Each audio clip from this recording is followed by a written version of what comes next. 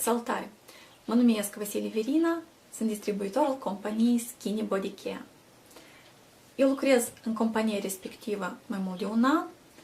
Astăzi aș vrea să mă împart cu așa o informație, cum am venit eu în companie și dacă îmi era frică sau nu. Care au fost emoțiile pe care le-am simțit atunci când am venit prima dată în companie. Am aflat despre compania Skinny Body Care într-o perioadă destul de complicată în viața mea. Eram mămică a 2 copii, în concediu de maternitate, copilul îmi era mic și practic tot timpul meu îl petreceam acasă. Casă, masă, copii, lucrurile casnice, însă ca să mă dezvolt eu personal, ca personalitate, să mă realizez. Eu nu puteam, deoarece practic eu eram toată ziua acasă, cu copiii. Și la mine copiii au diferența de 3 ani. S-a primit așa că după primul copil, eu credeam că voi căpăta în sfârșit o libertate, voi începe să mă ocup de mine, să am timp pentru mine personal. Însă s-a primit să-l nasc a 2-a fetiță și rutina a continuat. Rutina a continuat, starea mea sufletească era, să spun, aproape de depresie. Da, o depresie, deoarece nu aveam posibilitate, cel puțin să ies din casă. Copilul se îmbolnăvește, copilul are nevoie de atenție și tot timpul îl petreceam acasă. Evident, ca o mămică în concediu de maternitate, pe lângă lucrul de bază, îmi mai rămânea ceva timp pentru mine. Ca să spun așa, că pentru distracție, adică toată distracția mea era practic televizorul și internetul. În Odnoklassniki, în fiecare seară, eu puteam să petrec undeva jumătate de oră. Îmi permitea timpul meu.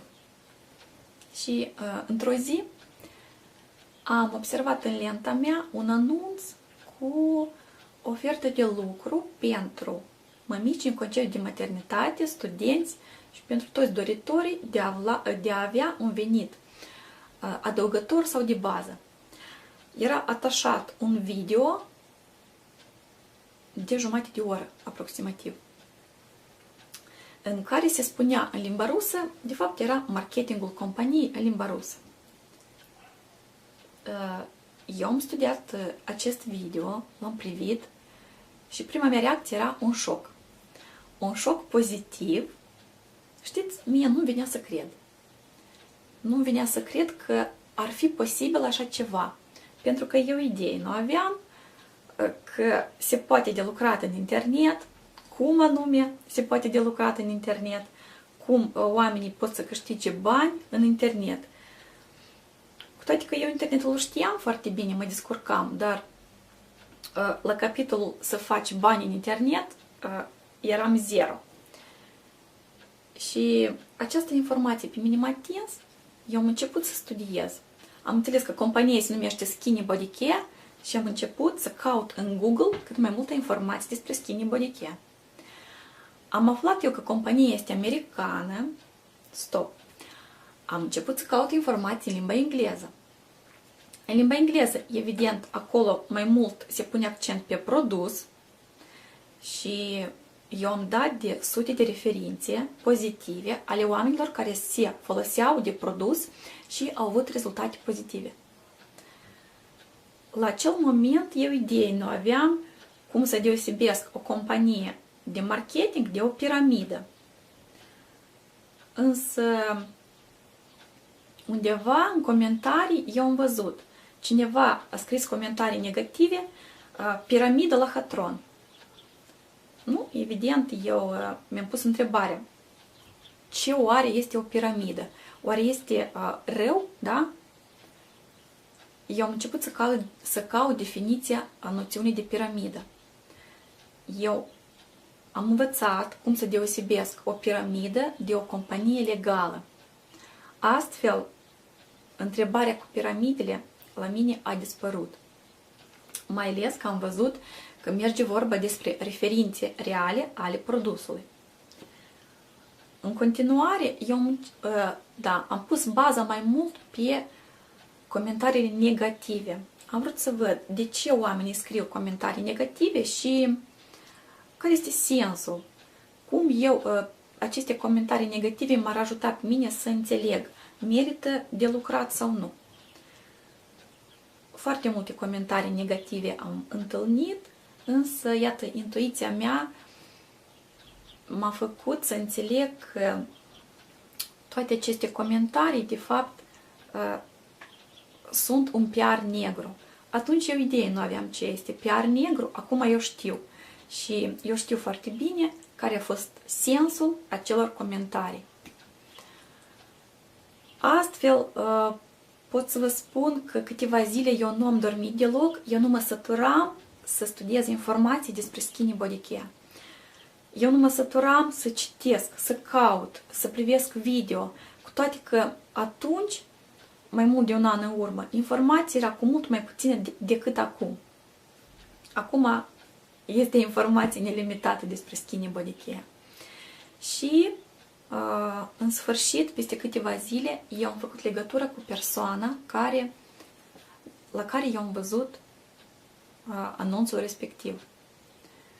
Eu am făcut legătură în Skype și eu i-am spus: arată-mi, te rog, o dovadă că ceea ce propui este real. Cu toate că eu deja m-am informat, dar eu vreau să văd la tine, arată-mi, te rog, cabinetul tău. El este real? Și atunci persoana mi-a spus: care este interesul meu să te mint? Eu sunt la fel un om ca și tine. Vorbim în aceeași limbă. Am familie, sunt o persoană serioasă care nu este în interesul meu să te mint. Eu am spus: bine, atunci arată-mi cabinetul tău. Dacă mi-l arăți, deoarece eu știu că există un cabinet, arată-mi-l, te rog, că eu să-l văd în regim online și atunci eu încep lucrul. Persoana respectivă mi l-a demonstrat în Skype. Eu am văzut că, într-adevăr, acest cabinet există, că el este real și el este așa cum l-am văzut eu pe YouTube în diverse filmulețe. De aceea, frica mea a durat nu mult. Câteva zile până când eu m-am înregistrat. Odată ce m-am înregistrat în compania Skinny Body Care, eu nu mai știu de frică. De frică că compania este ilegală, că compania este piramidă, că nu plătește bani sau produsele nu vin la timp și multe, multe altele. De aceea vreau să vă sfătui, informați-vă înainte de a face, iată așa, un pas important în viața voastră. Nu veniți cu ochii închiși. Noi astăzi trăim într-o lume în care, cu ajutorul unui singur click, avem acces la informații nelimitate. Informați-vă, documentați-vă și asigurați-vă că compania, într-adevăr, este o companie super, în care merită de lucrat, în care merită de investit timpul și vă așteptăm în echipa Skinny Body Care Moldova. Pe curând!